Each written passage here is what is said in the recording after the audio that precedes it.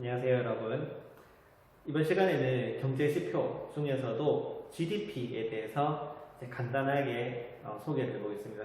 이번 수업의 목표는 여기 나와 있는 이 식을 이해하는 것가 이번 시간의 목표예요. 일단은 경제지표에 대한 이야기를 조금 해보겠습니다. 우리가 진로에 대해서 고민을 하죠.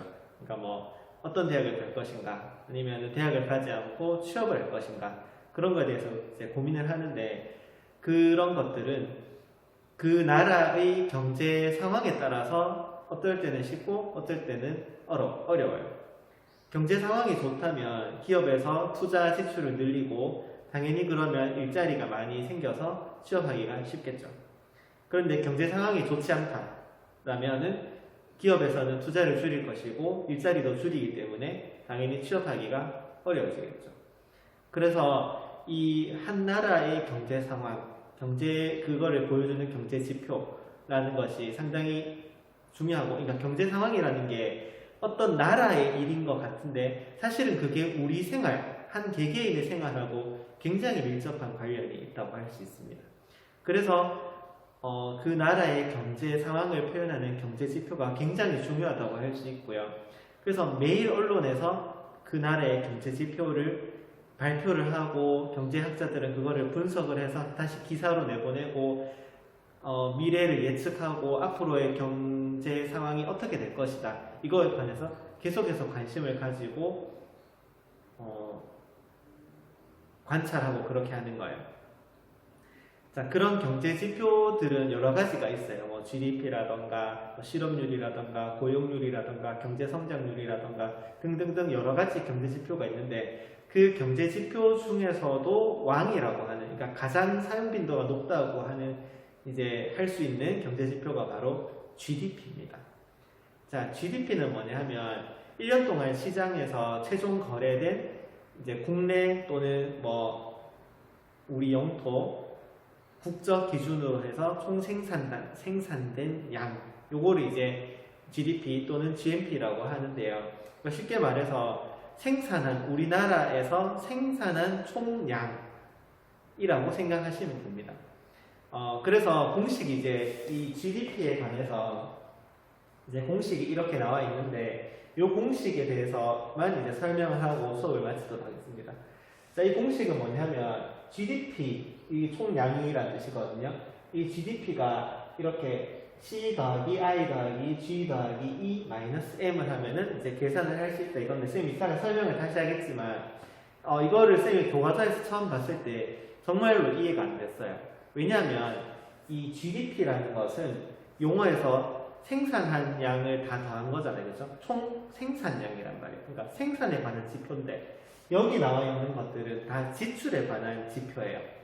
C는 가계 지출, 뭐 I는 기업 지출, G는 거벌먼트에서 정부의 지출, 여기는 순수출, 그래서 다 지출에 관한 내용이에요. 그래서 여기는 생산, 여기는 지출이지, 그게 이해가 안 됐어요. 그래서 그거에 관해서 이제 선생님이 설명을 조금 해보도록 하겠습니다. 먼저 우리가 삼면 등가의 원칙이라는 것을 알아야 된다고 그래요. 이건 뭐냐 하면은 우리가 이제 국민소득이라는 것은 세 가지 측면이 있다고 합니다. 꼭 뭐 국민소득이 아니라도 경제라는 것 자체가 세 가지 주체가 있대요. 생산, 소비, 분배, 이렇게 해서 세 가지 이제 측면이 있는데, 이 GDP라는 지표는 생산에 이제 초점을 맞춘 이제 지표죠. 총 생산량 이렇게 돼 있는데, 지금 이 생산 지출 분배에는 총량이 다 똑같다고 그래요. 그러니까 여기서 만약에 10개를 생산했다. 그러면은 이제 거기서 발생한 이제 어떤 금액이 이제 소비를 하면서 소비자에게 이동을 하겠죠. 그렇죠? 그러면서 돈은 이제 기업으로 이동하겠죠. 근데 거기서 끝나는 게 아니라 기업은 다시 소비자들에게 그 월급이나 뭐 세금 이런 형태로 다시 분배를 한단 말이에요. 그래서 여기서 이제 이 생산, 지출, 분배의 총량은 변하지 않는다라는 게 삼면 등가의 원칙이라고 하고요. 근데 나라별로 그 정도의 차이는 있겠죠. 그러니까 물이 만약에 이렇게 흐른다면은 그거의 총량은 똑같은데 나라마다 그게 이제 콸콸콸 흐르느냐, 물이 콸콸콸 순환이 되느냐, 아니면 정말 쫄쫄쫄쫄 이제 가늘게 정말 간신히 순환이 되느냐 그런 거에 정도의 차이가 있겠죠. 그래서 그 생산의 총량을 가지고 그 나라의 경제 규모나 정도를 할 수 있다. 이제 이렇게 생각을 하면 되고, 그러니까 생산량이라 하더라도 우리가 지출을 다 합하는 걸로 이 GDP를 계산할 수 있다는 내용이에요. 자, 이게 무슨 말인지 쌤이 자료를 또 보면서 이야기를 해보겠습니다. 자, 그러니까 생산 측면에서 봤을 때요.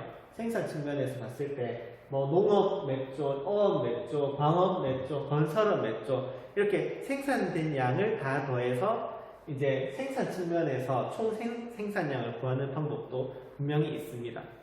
하지만 이렇게 하는 방법은 별로 유용하지 않아요.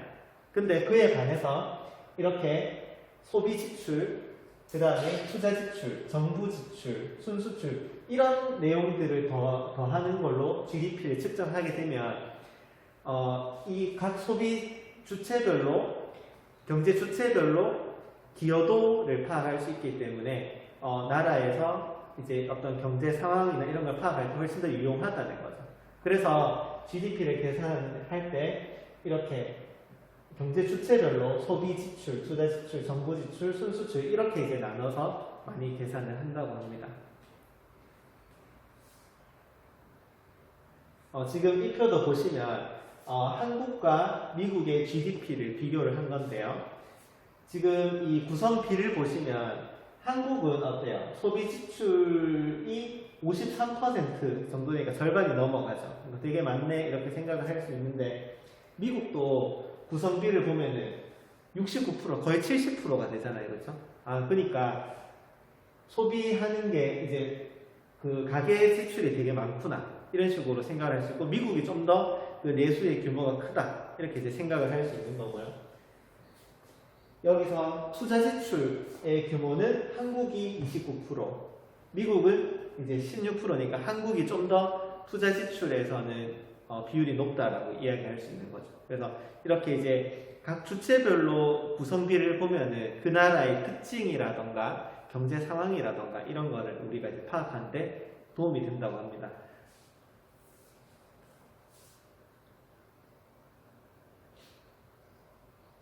자, 그래서 아까 그 공식으로 넘어가서 C가 뭘 의미하는지, I가 뭘 의미하는지 한번 적어 볼게요. 자, GDP는 국내 총생산을 의미하는데 C는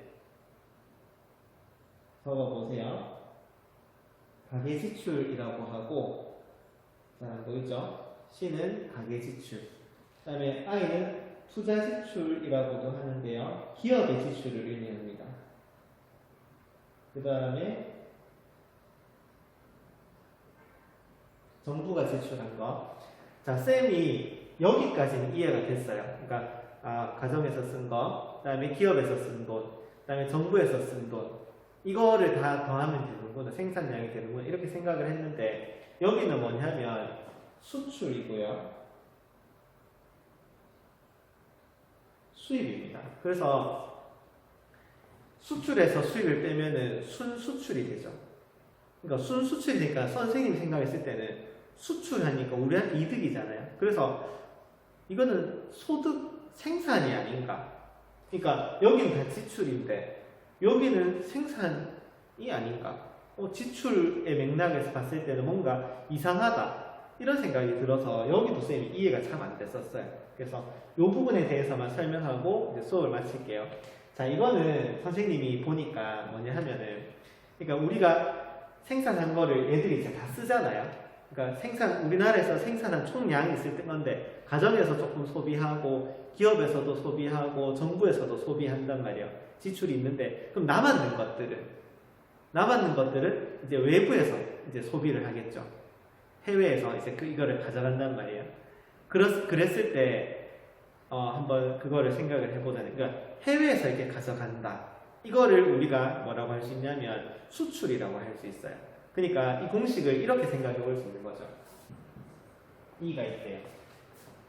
자, 이거는 주체별로 생각해 보면 가계 지출, 그 다음에 기업 지출, 정부 지출, 해외 지출이죠. 그렇게 해서 이렇게 지출이 다 완성됐구나 하고 이제 끝내려고 하는데 여기서 우리가 고려해야 될 건 뭐냐면 우리나라에서 생산한 것을 그러니까 이게 만약에 가계 지출이면요. 그러니까 우리 집에서 돈을 쓰는데 우리나라에서 나온 것만 사는 건 아니잖아요. 해외 것도 산단 말이에요. 그러니까 이 지출에, 가계 지출에는 해외에서 생산된 것도 들어가 있어요. 그렇죠. 근데 우리가 측정하고 싶은 거는 국내에서 생산된 거의 양을 측정하고 싶은 거예요. 그러니까 국내에서 생산된 것만 측정하고 싶은 거예요.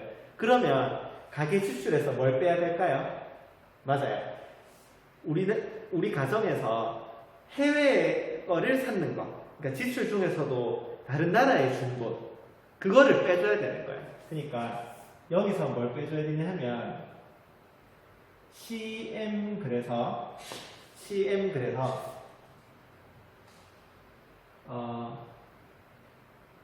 해외 상품 구매한 거를 이제 빼줘야 되는 거예요. 마찬가지로 기업의 지출에서도 기업이 쓴 돈에서도 다른 나라의 거를 샀는 게 있겠죠. 그거는 다른 나라에서 생산된 걸 산 거잖아요. 그렇죠? 그러니까 국내에서 생산된 거에 지출한 게 아니기 때문에 빼줘야 된단 말이에요. 여기서도 IM 그래서 해외 외국의 걸 살 때 지출했는 돈은 빼줍니다. 그 다음에 정부에서도 역시 GM 그래서 이제 해외에 이제 지불한 거 그거를 빼줘요. 자, 그랬을 때 이 CM, IM, GM을 다른 말로 뭐라고 하죠? 해외 거를 사기 위해서 내가 돈을 냈다. 이거가 바로 수입이라고 그래요. 그러니까 이 M이 붙었는 이 첨자들을 다 모아서 수입이라고 하는 거예요. 그래서 공식이 어떻게 나오냐면 C 더하기 I 더하기 G를 하고 E까지 더한 다음에 수입을 다 빼는 거죠. 그러면은 국내에서 총 생산한 것만 우리가 계산을 할 수 있다. 그래서 공식이 이렇게 나온다. 그래서 여기를 묶어서 순수출이라고 한다고 합니다. 그러면은 이 공식을 이해하시기가 조금 더 편하실 거라는 생각이 듭니다. 알겠죠? 자, 다음 시간에는 이 GDP의 종류와 조금 더 이제 실제적으로 계산하는 거를 한번 해보도록 하겠습니다. 고생하셨습니다. 감사합니다.